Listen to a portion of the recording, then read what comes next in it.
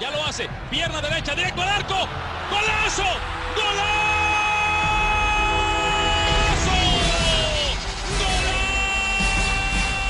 The world of football with a soccer perspective. This is Soccer Today with Duane, Rollins and Kevin Laramee. Live on the Sports Podcasting Network.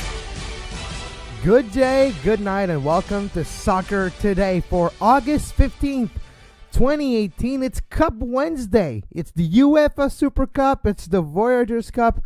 It's Hump Day, but it's Cup Day. First of all, good morning, Duane. Good morning. Pumped about that UEFA Super Cup. It's got a Madrid battle. I was going to say, I have a feeling who's going to win. I'm putting $2 on Madrid. There you go. It's not the first time that this matchup has happened, of course. Because, it's not the first time I do this joke. So exactly, It's Madrid, Atleti versus Real this afternoon. The first kind of competitive game in UEFA this year outside of Premier League. I mean, Europe. It's kind of like the first competitive game. We have qualifying. We've had Celtic not qualify for the Champions League. Brendan Rodgers might be on the hot seat. That's going to be a topic for another day.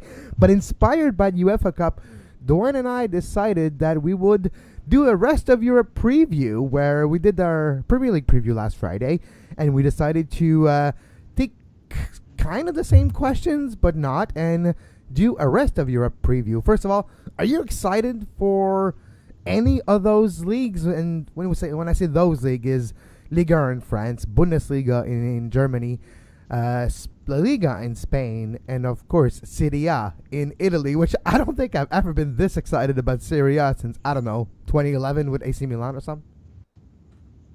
When they used to have the pop colors, that's when Serie A was kind of at its peak.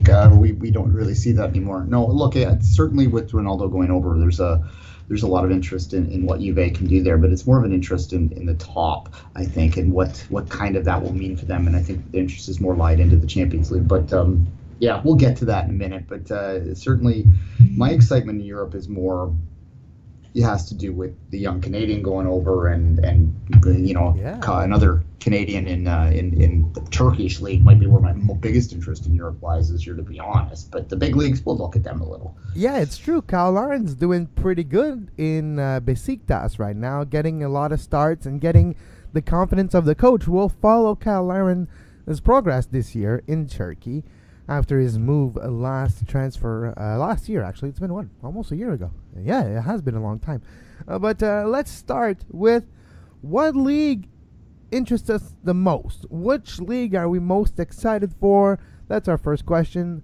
Duane, you start.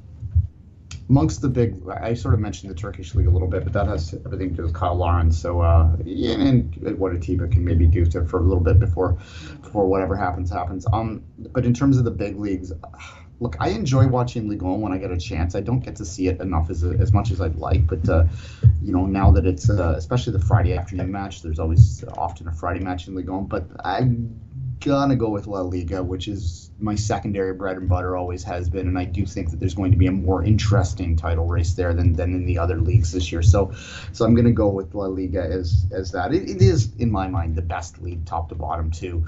We always talk. I love the English league; it's my favorite league. But in terms of quality, I would, and this is going to be controversial, I would take the 10th place team in La Liga over the 10th place team in the Premier League. I think that there's a higher level of quality top to bottom, and that plays itself out in Europa all the time. We see it. Yeah, and this has nothing to do with entertainment value. For some reason, the Premier League's entertainment value, production value, and everything surrounding the game itself, Premier League is the best packaged league in the entire world, and that's why we give it so much attention, like last week's the preview show.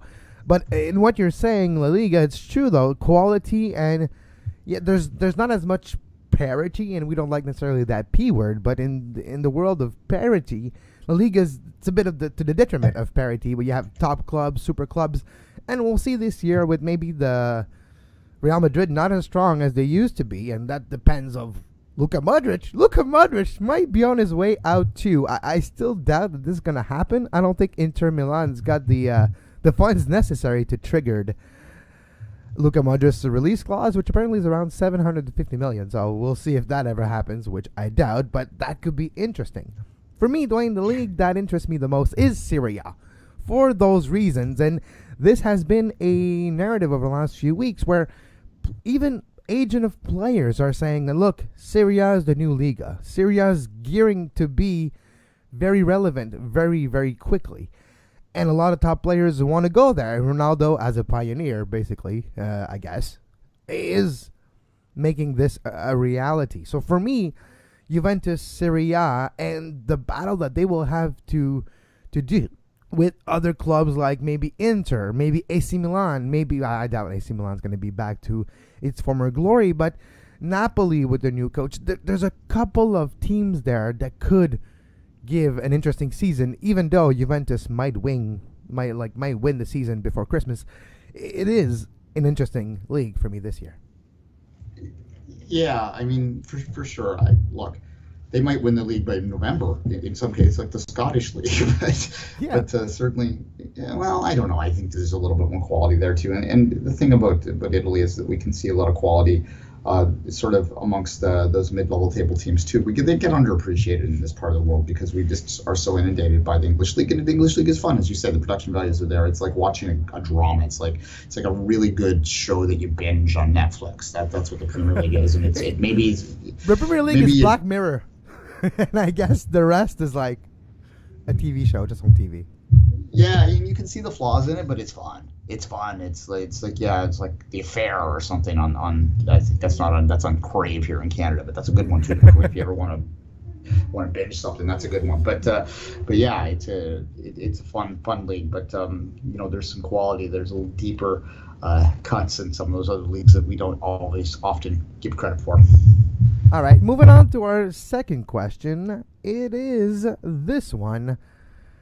Biggest story in Europe this season, and for me, of course, that story has already happened, Duane. It is Ronaldo's shocking move to Juventus, and then Ronaldo singing the praise of Juventus, saying, when I was a kid, I was dreaming of Juventus. I love the Blanco Negro. I love the colors. I love the shirt. And a prediction that I made a few weeks ago, Duane, happened. Guess who's on the cover of FIFA 19 with their new shirt? It is Ronaldo. Juventus on the cover of FIFA 19 for the first time in 20 years or so. And don't disregard the importance of this. It was one of the reasons why Juventus was happy to give money. Now they have the brand, quote unquote. I know if you're listening to the podcast, you're not seeing my air quotes. But that brand is now on top of one of the most selling video game every single year. With Neymar of PSG. But for me, that's my biggest story. What is your biggest story in Europe in 2018-19 season?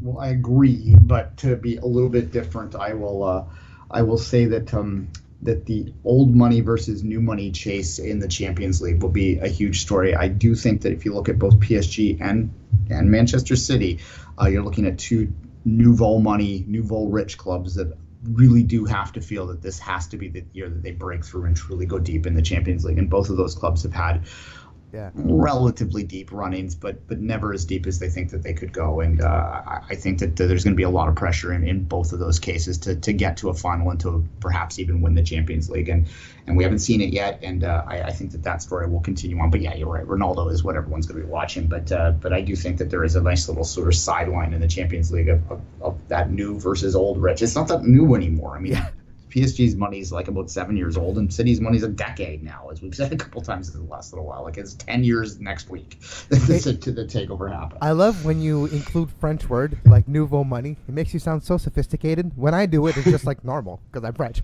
But when you do it, it's like, I can pull it off. If I use like an English word in French, I'm like, guy, you're talking English or French. Change. But when you do it, it just sounds sophisticated. I love it. Yeah, there you go. All right. Well, nouveau rich is kind of something that's kind of an English term by this point, but yes. I love it. Talk about carte blanche later. Carte blanche? Okay. Carte blanche. Or déjà vu. You have a déjà vu? That happens. Yeah. Maybe. Biggest disappointment in Europe in 2018-2019, Duane. What is the disappointment you see it might happen? I have a feeling we might have the same one here. Well, I'm going to go a little bit big picture here, and I think that the title races are going to be disappointing, that we're going to have some runaway winners in these leagues, and there's not going to be a lot of drama late in the competition. I think La Liga will be the closest, but I still think there's going to be a gap there. So Barca so the lack of and the rest, right? Yeah. We'll get there in a minute, but probably, yeah. I have the same one, but I made a more specific one for me, and it's Bundesliga, because no one is able to even get close to Bayern Munich, and it's going to be the same thing in 2018, 2019. Not that it's going to be a bad thing, because we're going to have some probably Canadian content with Bayern Munich this year with Alphonso Davies, barring injuries, and hopefully he's fine. By the way, a little side note, he's questionable for the game tonight. Just got back to practice yesterday after last week's knock, so maybe you won't be able to see him in Toronto like you wish you could, but it is something to keep an eye on. And if you're Alphonso Davies, yeah, you take every single time you need to make sure you come back healthy and not drag an injury like this up until January, where you'll be starting a new phase of your career. Now, number 4. What big club is least likely to win as expected? And that one I kind of have to believe we do have the same one. I'll start with you, Duane. Which is the big club in your mind that is not going to win, even though they're always usually fancied to do so? Real Madrid. And I have the same one. Yeah, it's transition time there. I think obviously with Ronaldo, I mean, they could win the Champions League again. Let's not kid ourselves, but certainly I think if you're going to pick one of them, and then there's a lot at play there. I mean, obviously the fact that there's more competition in that league, at least there's a two-way battle in that league, whereas it's hard to really see there being a two-way battle in any of the other big leagues that we talk about here. Monaco did win that title over PSG a few years ago, but it seems like a one-off now. And and then they sold everyone, and then Paris got Neymar, so the game changed. Yeah, it's hard to see that there. Bundesliga, as you say, I mean, Dortmund. Dortmund just sort of spins its wheels in that sort of number 2 spot there, and they don't even always even get that, so it's hard to see someone stepping up there. And then obviously with Ronaldo going to Juve, there was already a gap. Napoli's a good club and a fun club to watch, but they're a step behind when the Milan clubs broke down. I mean, Italy's the league I think has the most chance to eventually get back to having some competitive balance at the top, but right now it's just not there. So you have to pick Real one. I mean, you could pick Barca too if you believe in Real Madrid, I suppose, and obviously Atleti will have something to say there as well. But Real Madrid's your answer. What kind of season will Ronaldo have with Juve? I'll start with this one. A lot of goals. I expect a lot of goals. I expect Ronaldo to have a lot of fun with the bottom 10 teams of Serie A. There's going to be a big gap between talent here in the Serie A, and I do feel that Ronaldo's going to have a couple hat tricks, 35 plus goals this season.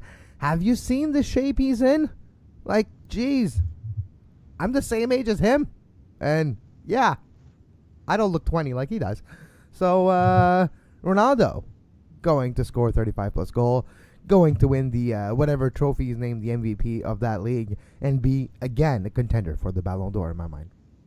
I think he's going to win the Ballon d'Or. Messi, obviously, the two-way battle there as always, but I think he's going to have a huge season, and just you sort of spoke to it. I think that the bottom of Serie A is not as good as the bottom of La Liga, and certainly the middle of Serie A is not as good as the middle of La Liga, and I think that gap's even greater. So that combination means that Ronaldo has taken a step back, and he's already a dominant player in the best league in the world. So you put all that into play, and I think you're looking at a massive season. He's a freak of nature in terms of his physical fitness, and he doesn't seem to be slowing down. I mean, eventually, like everyone, he will hit a wall, but I don't think it's there yet. No, and it's not even close in my mind. That wall is going to happen eventually if he comes to MLS or another team outside of Juventus, which might not happen. He might retire with Juventus, which that's very probable. We'll see, but yeah, I do have a feeling with his great physical fitness that he's on right now, the motivation of justifying his move there, and as well, and the pressure to deliver, which he never has a problem with. Like, I think it's going to take about 3 minutes in the first game next weekend for him to score his first goal, and he might have a hat trick in the first game. I'm not surprised. And by the way, if you want to watch Serie A, so far in Canada, the rights, at least digitally for streaming, are official for the next 3 years. Guess where? The Zone. We knew it. DAZN for the next 3 years. We'll see if any traditional TV channel forks out the money for those rights to be on regular Canadian television. But right now, it's on DAZN. I believe that there's a small package on TLM, the Italian language broadcasting network that they've traditionally had it on before. But yeah, it's a TLM, I think it's what it's called. But that's a tiny little channel that not everyone's going to get. But for the most part, if you want to watch Serie A, you're going to need to fork out the $20 a month, which you'll also get MLS out of it and the Champions League. The J League. Well, never mind the Champions League. That's a big one too. And the A-League, there's a lot of content on there now for soccer fans, and the NFL too, to boot, in Canada. The boot, yeah. We'll see. All right, now let's move to question number 6, and this one's a bit more Canadian-centered. Where will Alphonso Davies be playing in January? We know that he's going to get the transfer is done, just waiting for his 18th birthday and receive his ITC. He's going to be 18 in November. He's going to receive his ITC in January. And he's going to move to Munich. But where will Alphonso Davies play once that transfer is done? I think he will play from January until May in Munich, that he will be on the main team. Now, they may loan him out next year, and that's entirely possible. But I think they're going to take a good look at him. And he may play in cup competition. He might even get a run out occasionally in the league, especially after Byron clinches, and we expect that to happen in January quickly. So I think that they're going to take a long, hard look at him, and then they will decide whether this is a player that they have purchased to resell, or whether this is a player that it fits in their plans long term, or whether this is a player that they still need more time to watch, maybe play for a Bundesliga team next year or all year in a starting role. The problem with that, though, is you don't control them. So obviously you can send a player out to whatever, I don't know, name a Bundesliga team near the bottom. Mönchengladbach. Yeah. You hold me a beer. Yeah. So you go there, but Mönchengladbach has no incentive to make him star for them, because A, he's not going to be their player long term, likely, unless they buy him, and B, they're not going to get any profit from him if they do. If some other club looks at him and goes, we want him, right? So there's no incentive there. But I think he'll play in Munich next year, and more than people think. He's not going to start regularly, but I suspect he'll get 4 or 5 looks. Yeah. And a lot of training time. I agree with you, and the benefit for Alphonso Davies in this situation is Munich is top heavy. They're the favorite with or without Davies, and out of the 18 or 11 players playing on a day-to-day basis, they can't afford to have one player that doesn't perform necessarily up to the standard of everyone else, but is learning at the same time, not to the detriment of the rest of the club.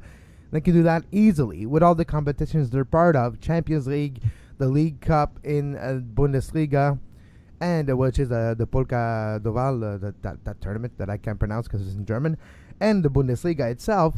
There'll be a lot of chances for Alphonso Davies to play.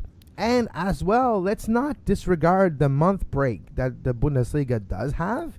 It's almost a second training camp, where yes, players will have a week and a half, 2 weeks off, and then have a training camp for about 2 weeks to get ready for the second half of the season.